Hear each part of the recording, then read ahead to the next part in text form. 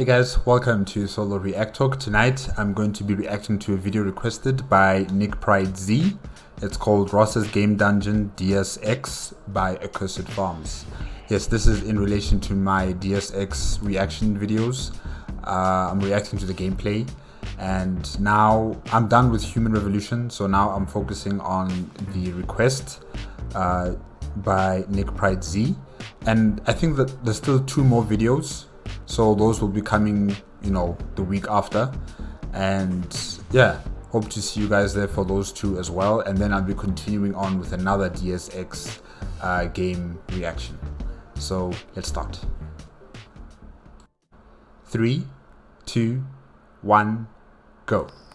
Our country 'tis the sweet land of liberty, of the ice.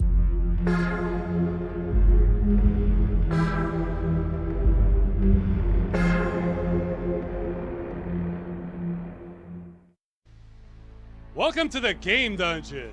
Today we're looking at Deus Ex. This is a game I've been meaning to cover for a while. This is so weird. I'm sorry.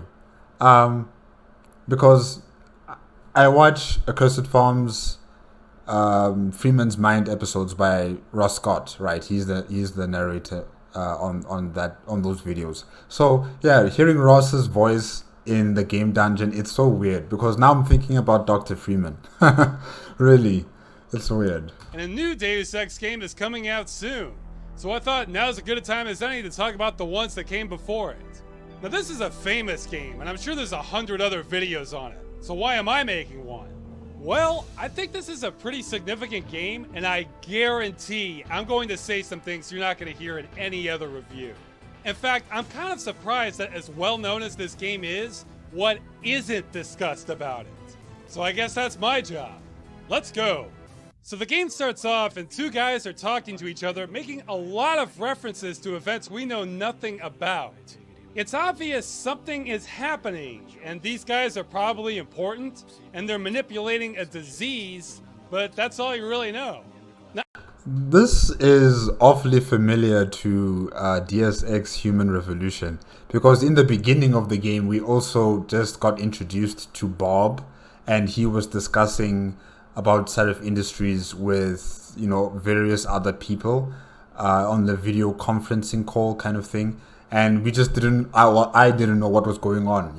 I just heard them talking, not sure about what, but it's only later on in the game do I understand what was actually happening. So I think it's something similar here with this Deus Ex.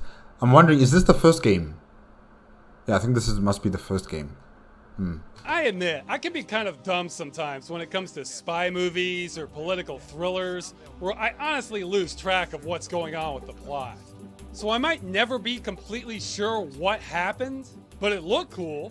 Well, by making all these references to things we know nothing about right away, Deus Ex is taking that approach a little bit to the story. Have you talked to Smithers about Project Kneecap since the London riot? I think we should go ahead on Project Kneecap. Phase 2 of the experiment.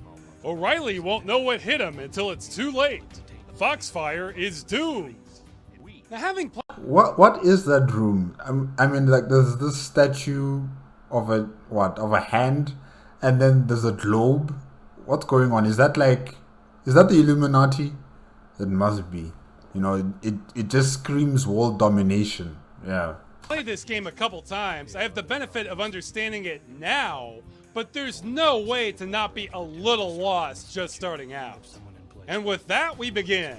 And here we are. Deus Ex takes place in the near future. Wait a minute. Is that the what do they call it? The Statue of Liberty. Wow. What happened? We get conflicting information as to when, but Future Games retroactively decided this is the year 2052. So we're going with that. We start off at the docks on Liberty Island in New York, and a figure comes to greet us. Okay, things get confusing fast, so I'll try and explain what's happening. This is our character's brother, and he's welcoming us to our first day of work at UNATCO. Paul, why were you screaming? Why were you screaming heading towards your brother JC? Oh gosh. UNATCO is a peacekeeping organization, sort of like a cross between NATO and Homeland Security. Now this is an interesting first day because terrorists have descended upon Liberty Island, hijacked a drug shipment, taken a UNATCO agent hostage, killed some UNATCO troops, and are armed with militia members inside the Statue of Liberty. So my job is to go in solo and apprehend the terrorist leader. Okay, I have to stop right here and say this would never ever happen. Another thing I should mention is that Liberty Island is also the headquarters of UNATCO. So this is on their front doorstep. Okay, so a government agency has its headquarters on Liberty Island, where there's a national key point. I'm assuming that's, I think the Statue of Liberty is a national key point. It's a museum. It's a tourist attraction. And you have a government agency with guns and all forms of explosives having their headquarters on the island. Wow. So let's be clear. We're sending in a day one rookie agent by himself to resolve a hostage situation with armed terrorists right outside our headquarters. Now granted, JC Denton here has cybernetic enhancements, so he's a little more capable than the average soldier, but guess what? So do two other senior agents ready to go. I wasn't exaggerating. He's our best agent. Yeah, that's your boss. He's talking about him, not you. This would be like if armed terrorists took an officer hostage across the street from NYPD headquarters, and we sent in a guy who had top marks in the police academy, no actual experience, to handle it all by himself, even though he had SWAT teams ready to go. Anyway, it's not a big deal, but I had to point that out. This isn't even obvious from the get-go anyway. Man, why do they all look alike? You know, the brothers are wearing like the same clothing, and they kind of look like they come from the Matrix or something. You know, with these coats and body armor and sunglasses. It's very Matrix looking. Well, they don't have body armor in Matrix, but you know. You don't find out that you're actually at UNATCO headquarters until you bump into it later in the game. Now, if you're astute, you'll put the pieces together and things will click. But if you're like me, this will feel more like a dream sequence, where you're not exactly sure what's going on here. But it's a good dream sequence. Deus Ex's approach to the storyline is to spin you in circles a few times, give you a smack on the head, then send you on your way. So off we go. Let's go stop some terrorists. The gameplay on this first level is actually very representative of the entire game. Deus Ex is not a game you can go in guns blazing. Here, watch. Ah! Now this is what I signed on for. Yeah, I'm dead. The gameplay on Deus Ex is somewhere in between a normal first-person shooter versus real life. You can only take a couple hits before you're dead, less if you get hit in the head. So this game encourages you to play carefully. In general, acting like a serial killer out of a slasher movie where you pick off unsuspecting victims one by one before you slink off into the shadows is going to serve you well in this game. It even lets you move the body. Why do they scream like that when they die? Ah! So as not to alert everyone else too quickly. My kind of game. Now, you can just sneak past people, but that becomes an increasing pain in the ass later. Alternately, you can try for non-lethal takedowns, but that's not always an option, and frankly, it's harder. That's unfortunate. I mean, it's cool. Taser them, not needing to kill them. Yeah, it's cool. If you shoot someone with a tranquilizer dart, they kind of behave like they would in real life, which is to say they run around screaming for a good chunk of time, alerting everyone in a radius around them, maybe setting off an alarm until they finally collapse. Also, look at these cyborg guys. Yeah, you know what? Let's not choose the tranquilizer arrow. Yeah, dart. Don't choose that. They self-detonate as soon as you take them down. There is no non-lethal takedown of these guys. I've heard it's technically possible to beat this game without killing anyone, but it involves game exploits that make some areas much more difficult. While your brother is always whining about how you shouldn't kill criminals with guns who are shooting at you, the gameplay suggests otherwise. So if you just imagine yourself as Jason from Friday the 13th, except with a badge and gun, then that's the sort of mentality this game is optimized for. Even then, this game isn't all cookies and ice cream regarding the combat. You start off barely being able to hit a target 10 feet in front of you, then there's this small delay between each shot. So you never have true semi-automatic control. But I actually love how the aiming is handled in this game because this is also an RPG, so you can level up your skills to get better. Because let's face it, whether you've never picked up a gun before or you're a seasoned veteran, your bullets should still hurt. A lot. But aiming, that's something that ties in perfectly with an RPG formula. I wish every RPG that had guns handled it this way. Progress is a little slow in this game, but it's slow in the best possible way. Because there are people to talk to, new areas to explore, conversations of enemies to overhear before you murder them, and so on. All this combined with the hazardous combat makes it feel like an accomplishment when you move forward in this game and just adds a sense of significance to everything. Besides being able to talk to everyone you see, you can also read emails, newspapers, book excerpts, public bulletins. The game is chock full of content. Man, Deus Ex is just as progressive in terms of the gaming environment, the gaming experience, just like Deus Ex Human Revolution. So I'm wondering, with the DX games, do they always set the standards about how games, especially RPG types of games, need to be done? I'm just wondering about that because, yeah, it's amazing. It's quite cool, I would say. Almost rivals an MMO. So a level that might take you 5 minutes to get through in another shooter could take you 45 minutes to an hour to get through in Deus Ex because there's so much there. So back to Liberty Island, I rescue the Statue of Liberty and apprehend the terrorist leader. He surrenders because my trench coat is better than his, and he has no hair. What? Anyway, from here, I get new orders to track down a drug shipment, and the game just keeps expanding more and more. I get to deal with hostages, fighting in the street, hostages, shantytowns, hostages. Yeah, this sounds exactly like Deus Ex Human Revolution. We also had to deal with hostages there. We had shootouts. Well, not me, but you know, when I was reacting to the videos. Yeah, you know, shootouts, hostages, investigating situations. Yeah. So I guess JC is just like Adam Jansen, a bit. Yeah. And pimp cleanup. That's another thing about Deus He just doesn't have augmentation like him, I think. Yeah. Ex is that even though this is in the future and you have cybernetic enhancements and occasionally see military mechs walking around, the vast majority of the game doesn't look that far-fetched. I mean, hey, the slums of New York still look crappy. Who could have guessed? Cops stop you, bro. Don't talk back. Tonight they just shoot your ass. Didn't we just see you at the Statue of Liberty? You look awfully familiar. See, that's just like today.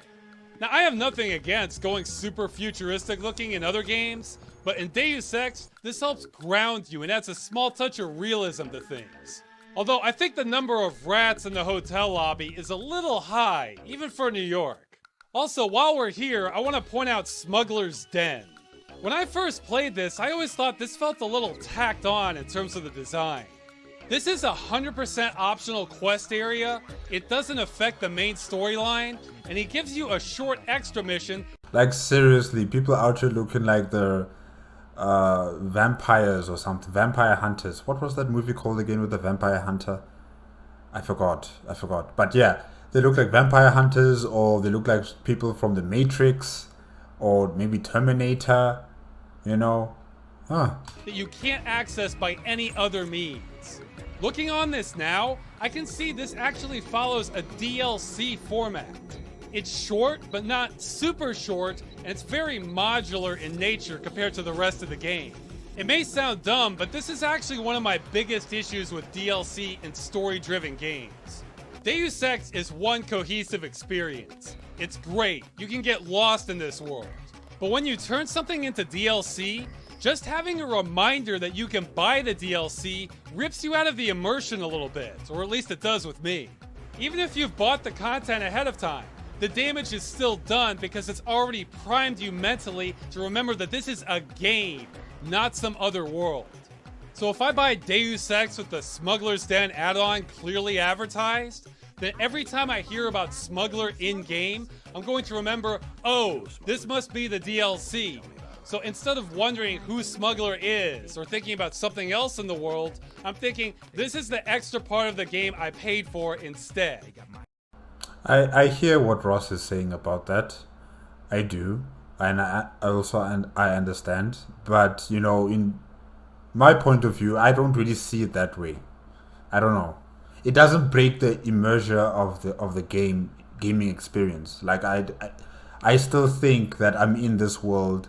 I'm enjoying this world. And yes, there's an extra storyline if I wish to investigate on it or delve deeper into it, you know. And I'm still quite interested in the storyline. It's not really broken with me, you know. But I guess it also depends on how they package it in the game, you know. They don't have to tell you this is the DLC. You know, yes, you can download part of the DLC into your gaming experience, or you buy you know, the disc for the DLC, sure. But, you know, once you enter into the DLC's path of the story, you know, they shouldn't actually tell you that, okay, you're entering into the DLC now. No, then, yeah, you will remember that, okay, this is part of the DLC. But it's not really something that affects me, you know, as much as it affects Ross. But, yeah, I understand what he's saying, yeah. For me, this is the damage of DLC. Every time you rip the player out of the experience to remind them, yes, this is indeed a game. Take off your shoes. It really harms the overall impact of games with a lot of narrative like this one. And hey, this game predates DLC, so this isn't even an issue. But I wanted to point this out because it's obvious to me that if this game was made today, Smuggler's Den would be DLC. The game really starts feeling like its own world at this point. Besides a bar, clinic, hotel, subway, there's also a wealth of side alleys, warehouses, rooftops, hidden underground passages, and all along the way, as many homeless people as there are pigeons. And these are just the ones out on the street. There are so many homeless people that later you discover what's practically an underground society of them in decommissioned subway tunnels. I guess New York City is not meant for the middle class and the lower class civilian population. It's meant for those who can afford. The entire city must be filled with millionaires and billionaires, and everybody else is just left out in the cold because there's no housing. Any kind of house is just too expensive to be afforded, you know. Then what do you have left but the underground? And probably there's also lack of employment, meaning high unemployment rate is here too. So yeah, it's kind of what we're seeing right now with modern cities across the world, you know, especially those world famous cities or financial heartlands of an entire country, where you just find that the property is just so far beyond anything that anyone can afford, and you know, people just don't have a place to stay, and it's just the rich people or those who can afford it, I should say. Yeah. Welcome to New York 2052. Land where my fathers died, land of the pilgrims. From here, the plot takes some turns and you go on a globe-trotting adventure, following up leads, and I forget why you're going everywhere you do. See, this game is so large that by the time you get to a main plot point, you've seen so much of the world around you. If you're not careful, you can lose track of why you were doing what you're here for in the first place. And I can also see that, you know, it's always dark in this game. It's dark, you know, dark clouds, and you can't really see into the distance. It's all black, like, you know, the background. I think this is like a theme they chose for this game, because in Deus Ex Human Revolution, the main theme color, or the main tint color, was like orange, yellowish kind of color. Everything had this orange, yellowish kind of tint to it, you know. The lights, the laptops, the floor, the walls that would, you know, reflect the light, it's all in this kind of like orangey, yellowish color. So I guess this is like the theme they chose for Deus Ex, the first game, where everything is dark and the clouds are dark as well. The presentation can leave you spinning. Like, I'm supposed to do favors for this guy because he wants to help out the local gangs by giving them better sword designs. Now, I do owe Better sword design? Okay. him because he saved my life, because I betrayed my organization, because my brother got info from some guy saying he found evidence that my bosses took bribe money and maybe were involved with some shadier stuff. Okay, you betrayed UNETCO and you're helping this guy because he helped you when you betrayed UNETCO?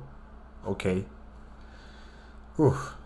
I want to emphasize that at no point prior to my betrayal do we have proof of this. It's literally just an email from my brother saying he has proof. So you followed hearsay evidence. Hey! Wow. Yeah, you really trust your brother. We never actually see it. It's all hearsay. It seems like it would make more sense to just report that to other authorities? Or hell, just resign from your job? The plot here would be like if your brother was involved in WikiLeaks and he said he knew another guy in WikiLeaks that said he knew the director of Homeland Security had taken bribe money. So your conclusion would be to send classified information to militia groups with no proof of any of this and go rogue. Now, even if WikiLeaks is right, that still doesn't seem like the correct course of action. Like maybe go to the police with this information, or go to the FBI or wherever else, but okay. And more importantly, you see how I got off the topic as to why we're helping some local Chinese gangs? That's Deus Ex. But this guy did save my life, so I owe him. But even then, us stealing some sword design seems really aimless compared to everything else that's happened up until this point. Besides just doing some locals a favor, I don't even know what I'm doing anymore. I'm practically wandering aimlessly.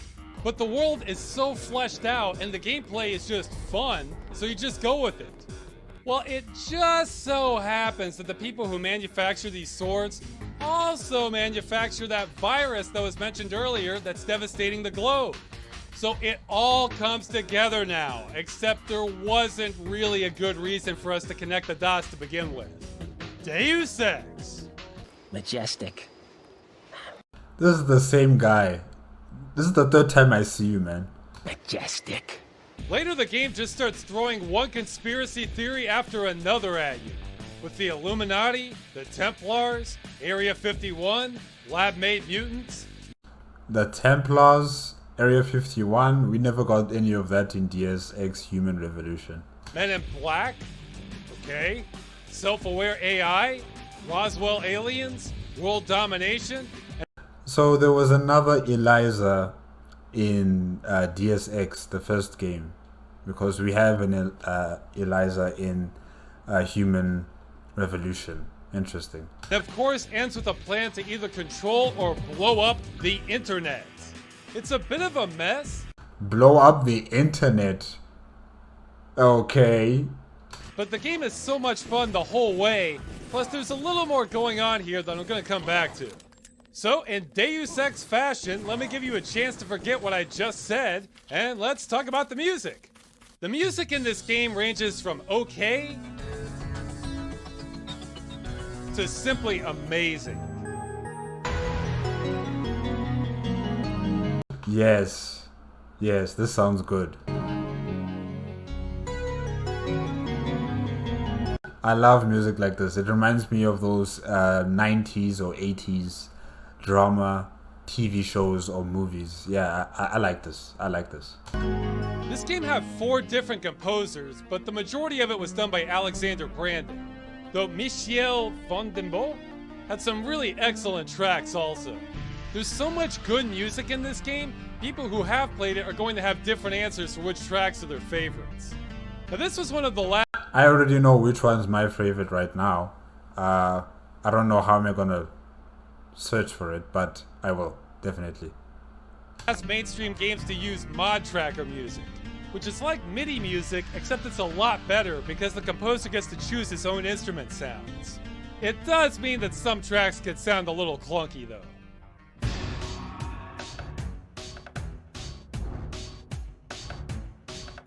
Clunky is really a good way to describe this game, actually. Even at later levels, the combat is never what I would call smooth or fluid. Everything's a little rough around the edges. Why do I need a timer when I read emails? Why do I jump like a senior citizen? Why is a flashlight a superpower that requires specialized fuel cells? And pretty much anytime you have a game as huge as this is, you're gonna have bugs or shortcomings, and Deus Ex is no exception. There are loads of small glitches. Like, look at this. The troops have me trapped. He tried to jump on the boat, but he glitched through it. Oh gosh, that was funny. In here. I can't get past them. They don't flinch from gunfire either. I literally cannot escape without attacking them. Yeah, that's bound to make me popular with the Coalition. This is also a game where if you're trying to break it, you absolutely can. The first time I played, I was trying to gain entrance to this compound, but they were giving me a long runaround for letting me in, even though I only had 12 hours to live. There's a kid next to you there. Who's that? Then they sent me to this lady that they don't even like, and she wants me to break into a police station. Oh yeah, that's gonna go well. So I decided, hey, how about I use my cybernetic abilities to just sneak into the compound? Well, that didn't go so well. My, allies and I weren't becoming the best of friends. Plus, besides glitches, most of the animations are very basic. Half the people in Hong Kong don't exactly look Chinese. You missed them. They left over an hour ago. And their Man, this is the first time I see that guy. accents could use some work. Illegal products, of course, but you find everything in the canals. Things that have been lost. Things people want to forget. This is a game you have to use your imagination on. Like how a group of underground terrorists are all wearing conveniently matching uniforms. Or how every major city you visit only has a dozen or two people on the street. Or how you can drink 10 40 ounces in 5 seconds and not die. You just can't take everything at face value with a game like this. Another thing you have to overlook is that even though you're the hero, the game still encourages you to play like a criminal anyway. If you're not breaking and entering, picking locks, and stealing everything you can find, you're gonna have a hard time. It doesn't matter if you're stealing from rich or poor, your own colleagues or complete strangers, you need their stuff. At least with hacking into people's email, you're trying to gather intelligence. By hacking ATM machines so you can steal $100 is a little less classy. It would be like if James Bond sabotaged the vending machine so he could steal 20 bucks from it. This isn't a good game to overthink, or at least not the gameplay. But for all its quirks, it does so many little things to make it seem real. Even simple things like breathing animations add a lot. And it may look simplistic now. It's almost non-existent. Well, it kind of seems like it, but if you just focus, on, especially on this person here, you can actually see the chest is moving just a bit. Yeah. But this lip syncing goes a long way towards helping to immerse me. Or hey, if you shoot a foot soldier a couple times, guess what they do? They run away. They don't come back either. That's because they are scared for their life. How many... Not many games can do that these days, or do that, I should say, these days, you know? Usually the enemy just stands right there, or they use some sort of ability to protect themselves. They don't actually run away. So yeah, that's unique. First-person shooters do that. Things like this add up. Now I should probably mention that because this was made on the Unreal Engine, which is highly moddable, there have been some serious mods made for this game. Total conversions, actually. I haven't had a chance to play all these, though the Nameless mod I did give a shot. I didn't get very far though, because if you're expecting something like Deus Ex, you should keep looking. It's more like a runaway project from an online community that's only intended audience is itself. It has a lot of humor that breaks the fourth wall, isn't that funny, and you're probably not gonna get it unless you were part of this community. I think this mod could possibly be the largest inside joke ever made. At 14 hours of gameplay, it's an oddity that you wouldn't think exists, but here it is. Additionally, Deus Ex Revision is the most recent, and it's intended to be an overhaul of the original game to add some more features, particularly visuals. So it's like a remastered version? This one reminds me a little bit of George Lucas going back and altering the original Star Wars in order to enhance it. Although that's a little unfair because I think this mod respects the source material more than Lucas did. Some things are better, others are questionable. Like if you look at your boss's office here, it's looking a lot more posh now, but who would position a luxury office so everyone has to approach you from the side? The original has a wall separating things. You're always facing him. That's bad feng shui. Also, look at the beginning here. Let's stop for a minute and imagine what happened just before this conversation took place. Did they decide, hey, let's both stand inside the middle of this information terminal because it will feel cozier?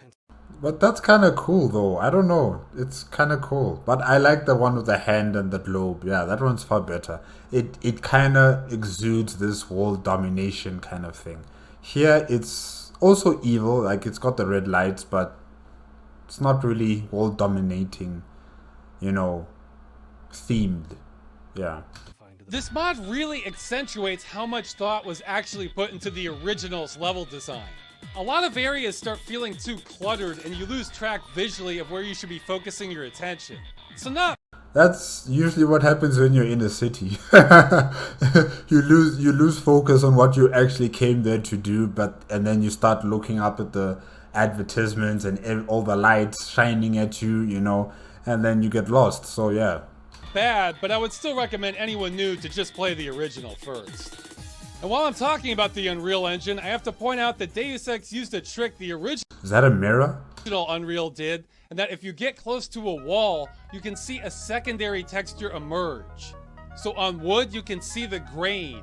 On paintings, you can see the canvas texture, and so on. Now, unlike Unreal, which did this on almost everything, Deus Ex only uses this on some textures. But this was so far ahead of anything else for years. It meant when you got close to something, it wasn't a complete blur fest. Usually.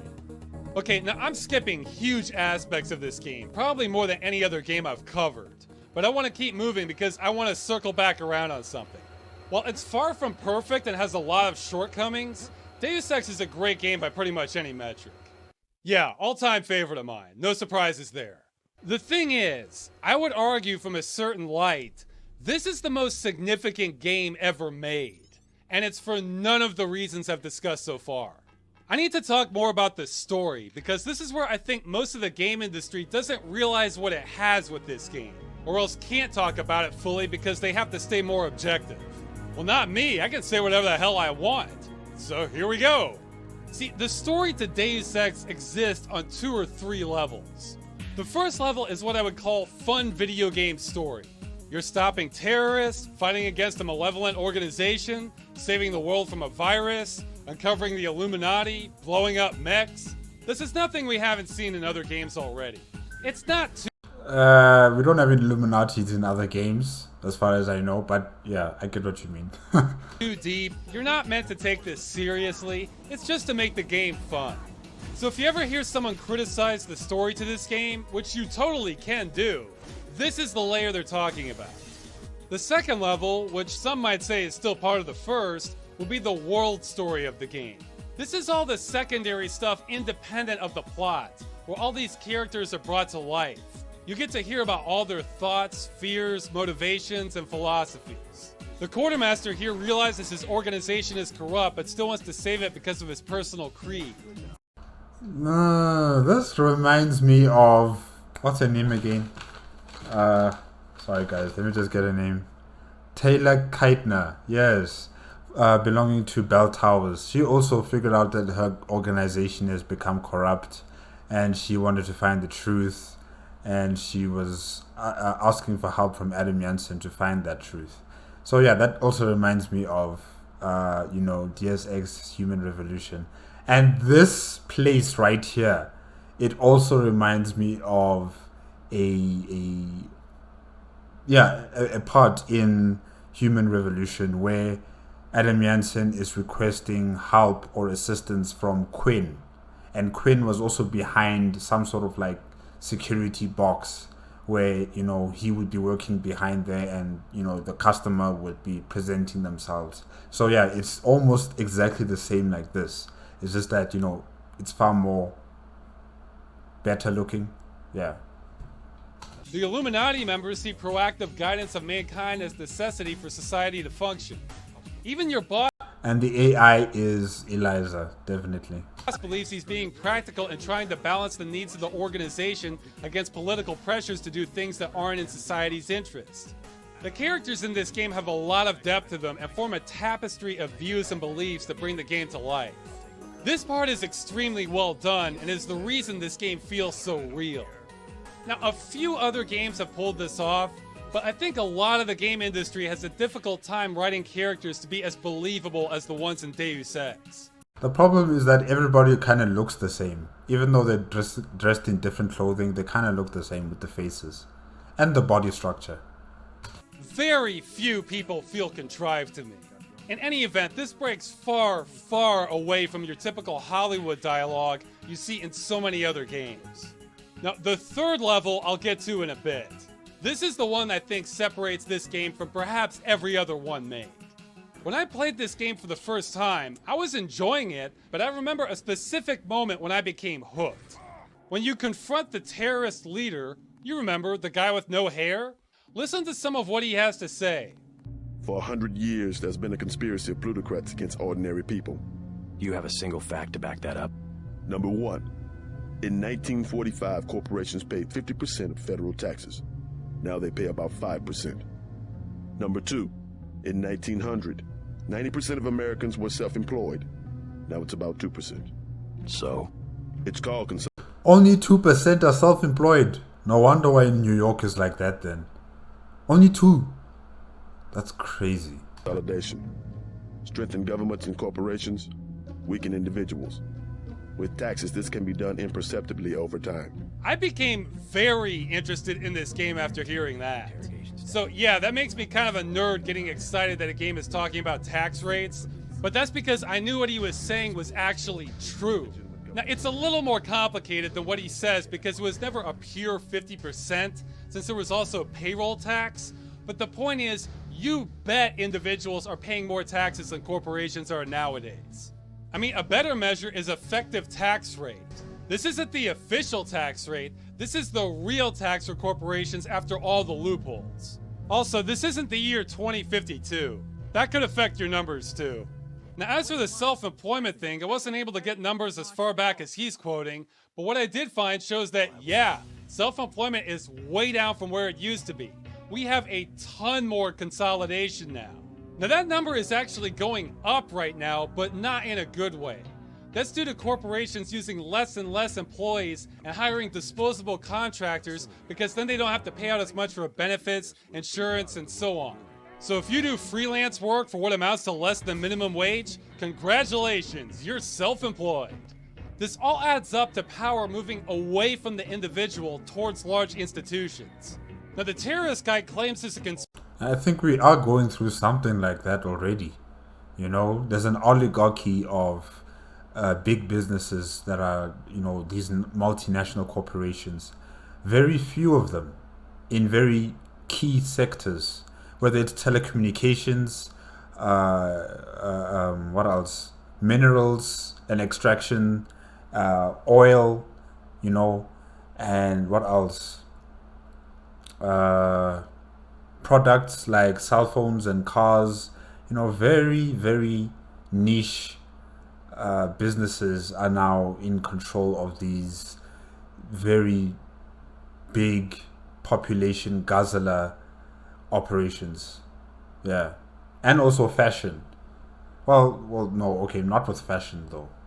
Yeah, there is still a lot of competition actually. Yeah. conspiracy of plutocrats against ordinary people. He goes on to say it's all the Rockefellers and alludes to the Illuminati. Well, I don't know about that part, but normal people being marginalized and us entering a plutocracy? Yeah, right again. Now, I'll run through this as fast as I can because I don't want to bore people. See, I'm not currently occupying the Statue of Liberty with an armed militia, so it's harder for me to get an audience than this guy, but here we go. Besides the stuff he was talking about, there are so many metrics you can look at that back up what he's saying. How about wages as a percent of GDP? Yeah, that's been going down. So when you hear the economy is great, well, that's nice. That means some shareholders making bank. Probably not the actual employees of a company. And hey, surely we're not living in a plutocracy. I mean, we can vote, right? Well, guess what? 91% of the time, whichever candidate has the most money is the one that wins. So this happens in many countries across the world. Like, yes, we have the ability to vote. However, even after we've voted in this, our current governments, they can be influenced by multinational corporations or by rich people, telling them to take this specific path. And if you do, I'll pay, I'll give money to you.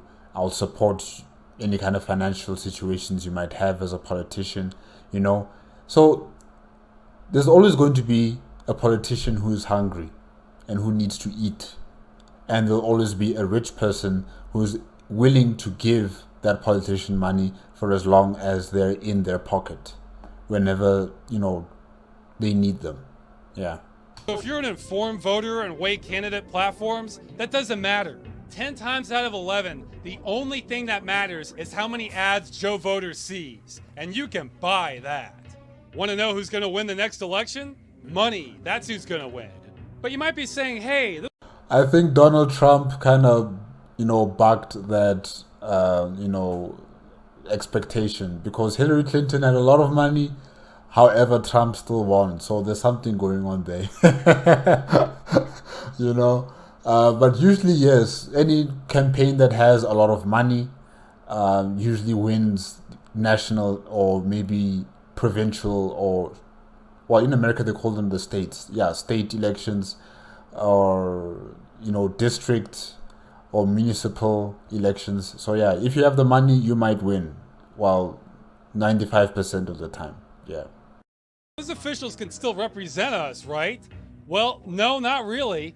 There's a famous study floating around showing that over 20 years, almost 1,800 policy outcomes were analyzed by financial influence, and it showed that average citizens have statistically no influence over policy decisions, whereas wealthy individuals and business interests had a significant amount.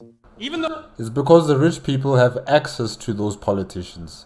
We only see them on television, hear them on the radio, and maybe if we go to one of the rallies, then we shake their hands and then we think, okay, we have a connection with this politician. No, no. This politician is not going to invite you into his home to come and eat with his family and discuss business. You're not that important.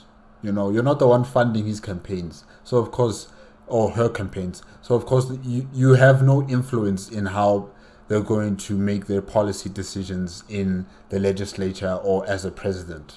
So yeah.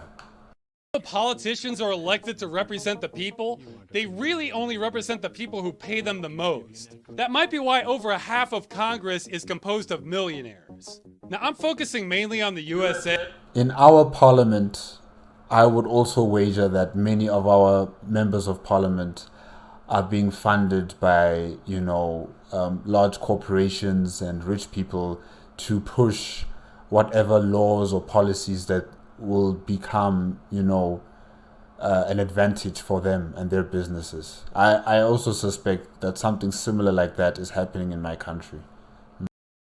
But stuff like this is manifesting itself globally in different ways. Like, hey, did you know it's been deduced by analyzing bank data around the world that there's at least $21 trillion in secret offshore bank accounts that aren't subject to tax? Yeah, I didn't say that number wrong. It's 21 trillion. And that's showing us the most conservative estimate. It could be 31 trillion, and that was back in 2012. So it's probably higher now. And don't get this mixed up with a completely different study in 2015 showing US corporations as holding 2.1 trillion in offshore banks to avoid taxes. That's small time compared to what's out there. So, yeah, back to Deus Ex. Seeing this in a game kind of blew my mind. Not because I never heard this stuff, but I had never seen this in a mainstream game presented with actual facts. You almost never see this stuff on the news, or if it's in popular media, it's been simplified or distorted to the point where it might as well be a kid's cartoon. Meanwhile, here's Deus Ex just slipping it in the middle of a really great game and subtly showing how some of this works. There are reasons you see homeless after homeless after homeless person. This is where a plutocracy takes us. Now, unlike Deus Ex, I don't think our current plutocracy transition is the result of an Illuminati conspiracy.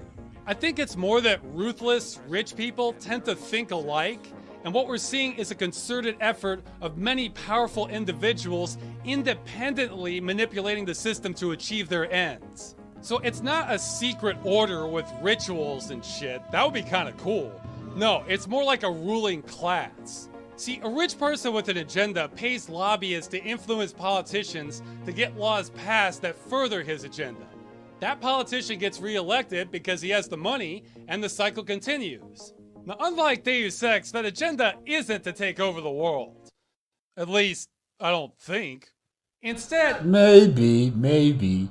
it's usually some flavor of changing laws so that businesses said person owns or is invested in become even more profitable, at the expense of pretty much anything else. That's the important part. That's what leads to all the other problems. And by rich, I'm talking Scrooge McDuck or Richie Rich. If you're not on a first name basis with multiple representatives on the national level, you're not even on this chart. And meanwhile, besides fueling politicians, said rich person may simultaneously fund media organizations or think tanks to promote narratives or even propaganda to try and get the rest of the public thinking the way they do, or at least suppress or obfuscate dissent. Hey, to add to No Hair's fact list here, in 1983, 90% of American media was owned by 50 different companies. Today, the same 90% is controlled by 6. So that means if there's any agenda the people running them happen to agree on, they can direct the attention of the whole country towards that. Or more importantly, away from something they don't want discussed. With that kind of influence, you can affect the flow of history. Deus Ex. But that's why social media is also a form of disruption of that kind of power play, where those major corporations, yes, they can try to direct the population to what they want the population to see. However, with the advent of social media, anyone can make up or get information or stories and post it online. And the moment it starts getting traction, there's nothing that those major corporations can do about it, because it's already out there. So I would say that there's an answer to a situation like that.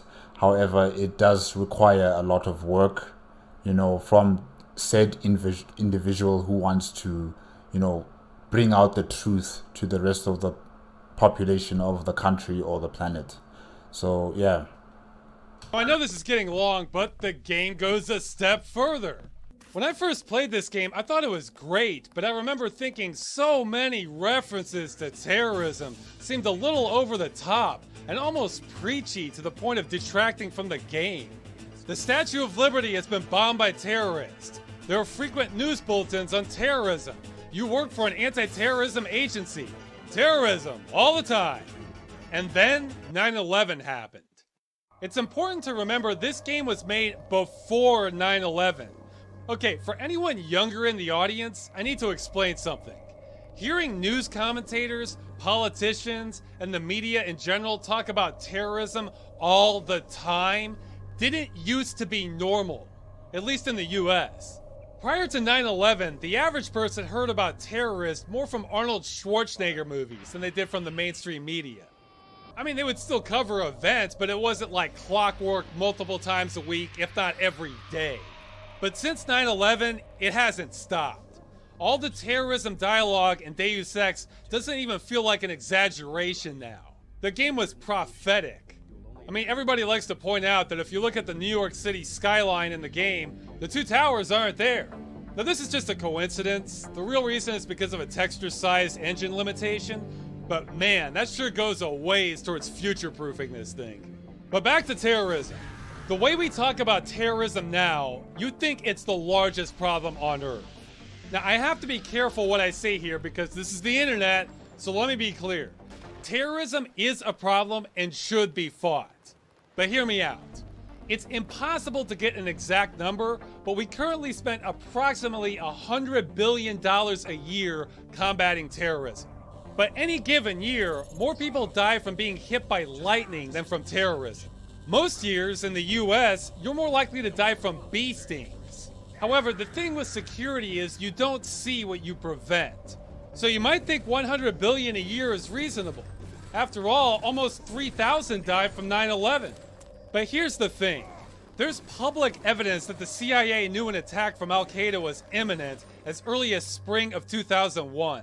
They repeatedly tried to warn the Bush administration an attack was coming so that they would put the government on high alert. And during that time, there were some Al-Qaeda contacts that slipped through that likely wouldn't have if we had been on high alert like they advised. The Bush administration, however, did not take these threats seriously.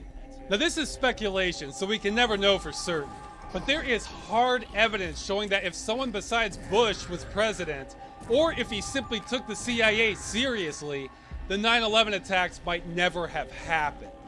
Let that sink in for a minute. It's almost as if we're living in an alternate bad timeline.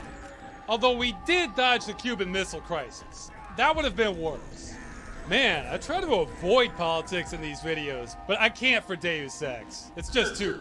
Yeah, with Deus Ex, there's no way of avoiding politics and, you know, the human condition and society as a whole and how it's affected by the decisions of those who have the power and, you know, the resources and the money. So yeah, with Deus Ex, I can see that this is how they create their worlds. You know, not only do they separate politics from the game, like it's imbued in their games, you know.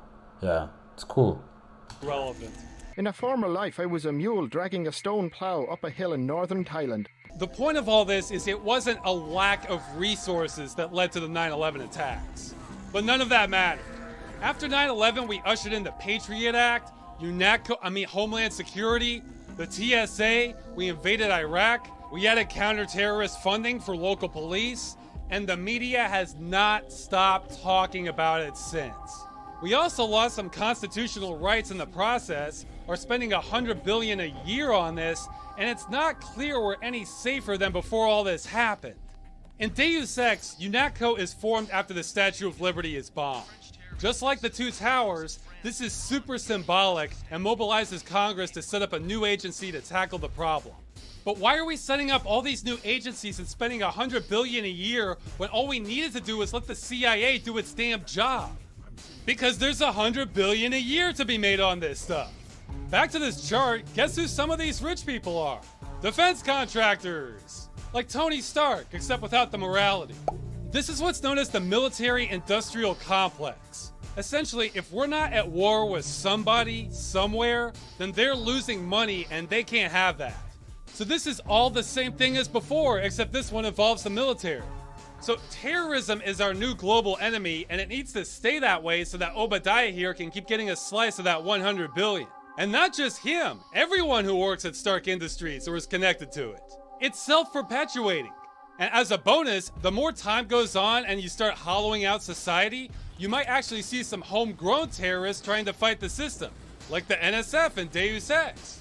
And that in turn increases the demand for more of a counter-terrorist economy. It just keeps going.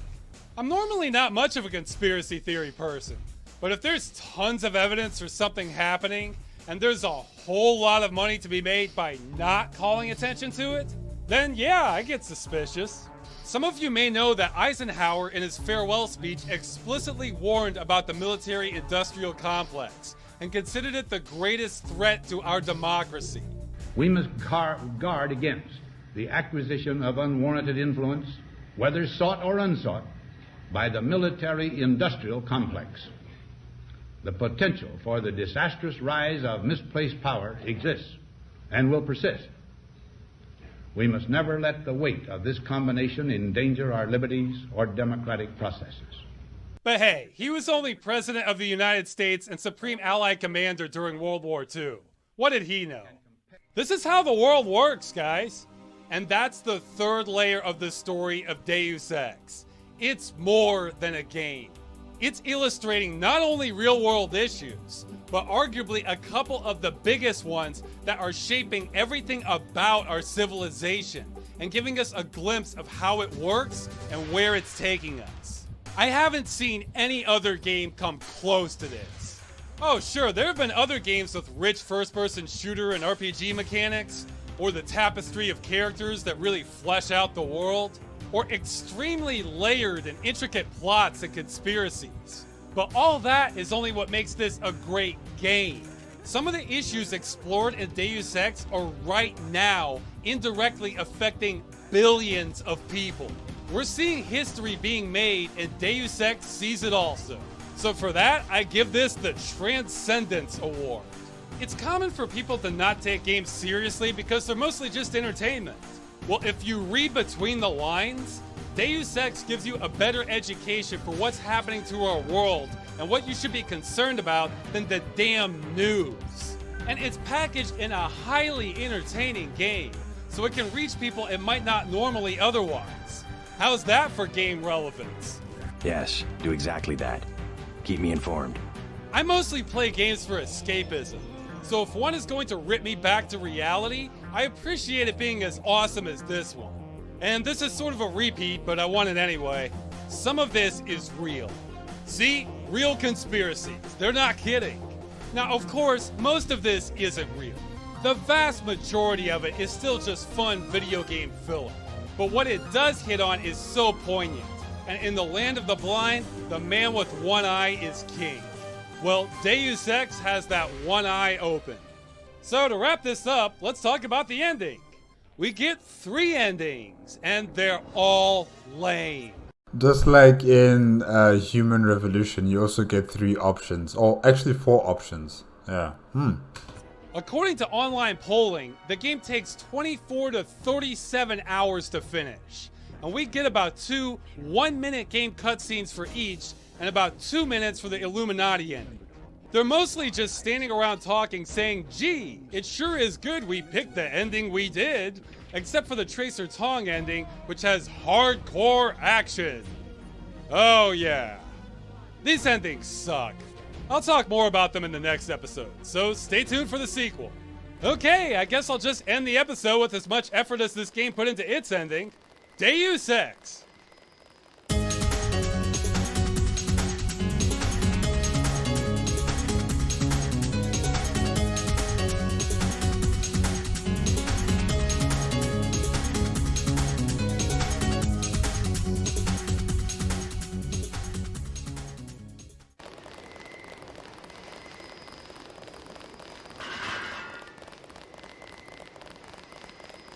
I'll be okay, thanks.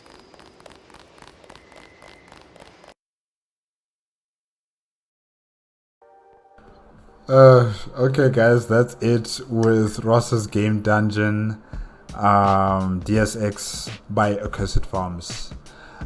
Yes, Deus Ex, what I've realized is that, it discusses about things that are possible, very possible, and, very real. Currently in the world, especially with this Deus Ex game, in terms of corporations influencing politicians to make sure that their businesses continue to have income, to continue to have business with the defense departments and with other global players. And in Deus Ex Human Revolution, they were mainly focusing on technology that is not within our time period possible. Maybe in the next decade or 2 decades, when humans are able to use augmentation and to rewrite their genetic code, to make them more superior. And the kind of pitfalls that humanity will go through once we open that Pandora's box, of augmentation and human genetic rewriting. And the debate in that game was just as interesting as the storyline of this Deus Ex, yeah, not 9, where did I get 9? But yeah, sorry, Deus Ex. So really, if all the games are like this, all the Deus Ex games are like this, in terms of having a very compelling storyline, having so-called conspiracies, some of them real situations in the world that we live in, then definitely these games are setting themselves apart from all other games, I would say. Like, there's very few games that I really enjoy that have good storylines that, you know, provoke me to try and debate and try to understand what's going on. And I think Deus Ex is one of those you know, gaming products that actually make me think and question and try to understand. And yeah, it's part of that group now. And there's a very few games that make me do that. So yeah, it's good. It's really, really good. Guys, remember that next week I will be reacting to the next part, the next installment of the Deus Ex videos from Accursed Farms. Hope to see you guys there. Remember, if you want to check out the original video as well as Accursed Farms YouTube channel, the links are in the description below. If you like my reaction, please give me a like, comment, and subscribe to my channel. Click on the notification bell if you want to be up to date with my latest videos. And I'll see you guys next week. Or it will be on Friday. I'm hoping for Friday. But you know, the power cuts in my country right now. Oh gosh. But anyways, I digress. Good night.